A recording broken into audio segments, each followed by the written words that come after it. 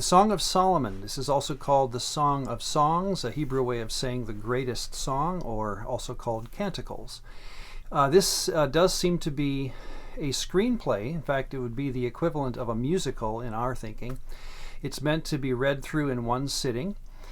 And the challenge is basically we have a screenplay, but we don't have the actors or the actresses divided out in the story. So I would recommend you look at your study Bible because it's going to help you know who is saying what lines. The way we know basically and how your study Bible divides out the lines is the person, number, and gender of the pronouns used in the screenplay. So that as in verse 2 it says, "For your love is better than wine," and the word for your in Hebrew is masculine singular. So we presume it's a woman talking to a man. And then in verse 4 we have chapter 1 verse 4, "We will run after you." The we is feminine plural and the you is masculine singular. So again, that would give us the understanding it must be a group of women talking about a singular male. So anyway, long story short, how we interpret this story is a challenge, and let's talk about its application as we close. But what we seem to have is, and there's difference of opinion here, so I'll give you my opinion. We seem to have two main characters, a young woman, and we know she's young just by how she speaks and how she is described by her lover. Her lover is described as just the concept of beloved. He also seems to be a shepherd boy. He seems to be poor, and no name, of course, is for either person.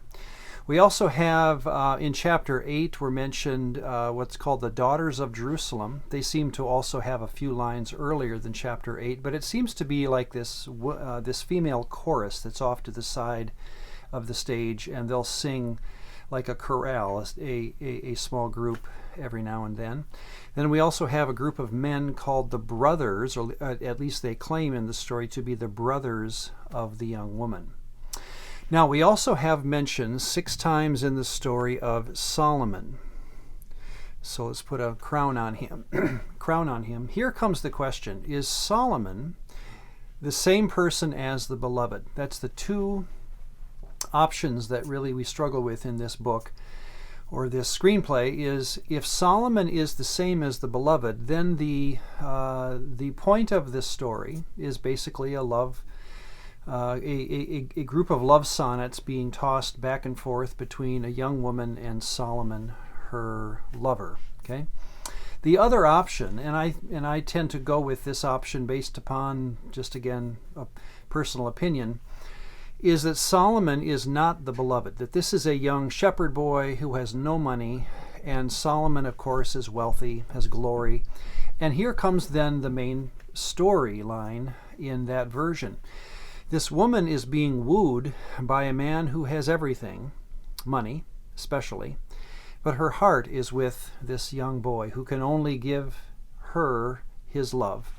And in the end, in fact, chapter 8, verses 11 and 12 really seem to be the climax of the book, where she says, Solomon has a vineyard, speaking of Solomon, King Solomon, but my vineyard is for myself. And I take those last 2 verses there, again in chapter 8, verses 11 and 12, to be the best evidence, the best hint, that she is being wooed by this man, but her vineyard, as a figure of speech, is someone else. So in that sense, this is a song of Solomon. If Solomon and this boy are the same person, and there are some that take it that way, or, and this again is an option in the Hebrew, this could also be a song about Solomon. This could be a screenplay literally written about the loss of a love because of a young shepherd boy. It would be, again, a fun kind of a play to go and see, because you're, in one sense, you're not making fun of, but you're seeing how young love can win even over riches. So this is the Song of Solomon. Now, what is it doing in our Bible? It has long been understood as simply a celebration of the beauty of human love. And of course, since the days of Israel, they have applied this then to God's love of Israel. Christians have often applied it to God's love of the church. Or it can be, and here's what I'd recommend in conclusion, it's simply like 1 Corinthians 13 in the New Testament, a beautiful poem honoring the concept of love and what God has given us as a human race when it comes to the beauty of, again, a man. And this is not necessarily a man and his wife. They're never called spouses in the text.